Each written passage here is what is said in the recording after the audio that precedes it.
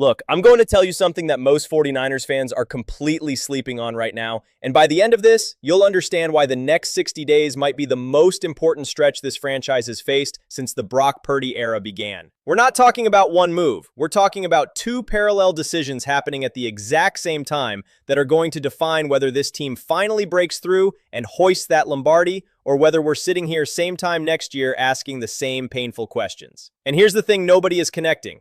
These two situations are not separate stories. They are two sides of the exact same coin. So stay with me, because I'm going to show you why everything the Niners do in the next few weeks tells us everything about how confident this front office actually is. That's the real question, and I'm not answering it until the end. Let's start with the move that sounds small but isn't. The San Francisco 49ers have been connected to a potential trade for Indianapolis Colts cornerback Kenny Moore.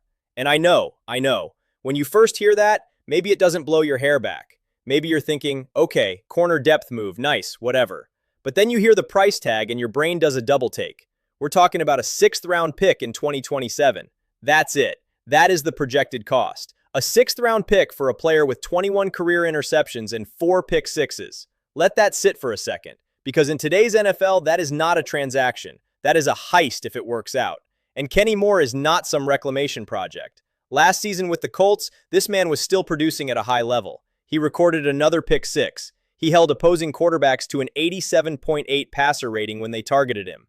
In a league where the ball is being thrown more than ever and secondary play has never been more premium, that is a legitimate number. That tells you there's still real juice left in this guy. And when you look at where the Niners are defensively right now, you understand instantly why John Lynch would even pick up the phone for this conversation. Nick Bosa is still an absolute monster off the edge. Fred Warner is still one of the best off-ball linebackers in the entire league. But the secondary? That's where the question marks are living. And the corner position specifically has been an area this fan base has watched closely heading into next season. So on paper, yes, absolutely yes. A veteran playmaker who creates turnovers, available for practically nothing, that screams classic smart Niners move. The kind of low-risk, high-upside chess play that Lynch and Shanahan have made their signature. The kind of move that doesn't make headlines in March, but absolutely matters in January. But here's where I have to pump the brakes, because if you're a real member of the faithful, you know this franchise doesn't make moves just because they look good on paper. Scheme fit matters. And this is where the Kenny Moore conversation gets genuinely complicated.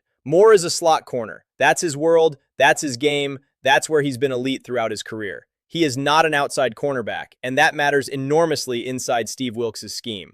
Because if you bring Moore in, you're almost certainly impacting Ugo Amadi-Stout, a young player who showed real promise during his rookie season and someone the organization has reportedly invested belief in for the long term. And now you have to ask yourself the uncomfortable question. Do you slow down the development of a young corner with upside to bring in a veteran whose role still doesn't fully solve your outside corner needs? Because if Moore stays in the slot, you've added experience and turnover ability, but you haven't actually fixed the thing people are most worried about.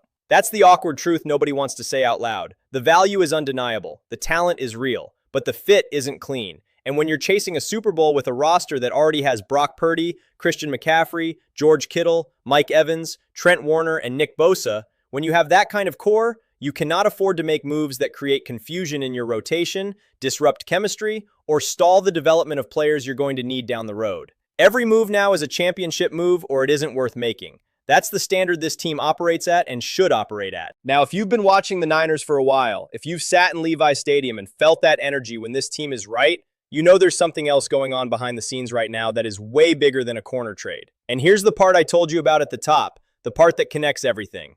The real story this offseason isn't Kenny Moore. The real story is Mac Jones. And before you laugh, just hear me out. Because last season changed the conversation around Mac Jones completely. And if you're not paying attention to how teams around the league are viewing him right now, you're missing something important. When Brock Purdy went down with that turf toe injury last year, most of us prepared for the worst. We'd seen this before with other teams. Starter goes down, backup steps in, season falls apart, you finish 8-9 and spend the offseason in regret. But that's not what happened. Mac Jones stepped in, started 8 games, won 5 of them, and kept this team right in the middle of the playoff race. 8 games, 5 wins, and statistically, he threw for 2,151 yards, 13 touchdowns, and only 6 interceptions. That is not a backup quarterback performing. That is a functional starting quarterback performing. And the NFL noticed. Because now, according to reports, multiple teams have already called the 49ers about Mac Jones. Multiple teams. The phone is ringing, and it's not spam calls. These are legitimate quarterback-needy franchises looking at what Mac Jones did inside Kyle Shanahan's system and asking themselves, what if we had that? One of the most interesting proposals has come from ESPN's Bill Barnwell, who outlined a potential trade with the Minnesota Vikings. The deal would send Mac Jones and a 2027 third-round pick to Minnesota in exchange for a 2026 second-round pick, a conditional 2027 fifth-round pick, and a conditional 2028 third-round pick. And depending on how much Jones plays in Minnesota, that conditional fifth can escalate all the way to a third. Then, if he re-signs with the Vikings and starts games in 2027, the Niners get another third. You're potentially looking at a second and two-thirds for a backup quarterback on a $4.7 million contract. That is a genuinely interesting return. And look, I want to hear what you think about all of this. Drop your answer in the comments right now. Would you trade Mac Jones if the return was a second and conditional thirds? Or do you keep him? Because your answer to that question probably says a lot about how much you trust this offense to stay healthy. Go ahead and hit that like button too if you've been locked in this whole time, because we're not even at the most important part yet. Here's where the story gets really real. Diana Russini from The Athletic reported that the Niners' asking price for Mac Jones is being described around the league as astronomical. Astronomical. That's the actual word people inside the league are using. And that word tells you everything you need to know about where Kyle Shanahan and John Lynch actually stand on this. They are not eager to move him. They might be listening, but they are not selling. And honestly, I get it completely. Because we are not talking about a player who is just taking up a roster spot and cashing a check. We are talking about a quarterback who already knows this offense from the inside out, who already has chemistry with this locker room, who already proved under real playoff pressure that he can keep a Super Bowl contender alive. How do you put a price on that? How do you replace that with someone off the street? This is the real calculation happening in Santa Clara right now, and it's not simple. Yes, trading Mac Jones brings in draft capital. Yes, it gives you picks you can use to keep building around Purdy, McCaffrey, and Kittle. But the moment you trade him, you are one Brock Purdy injury away from a completely different season.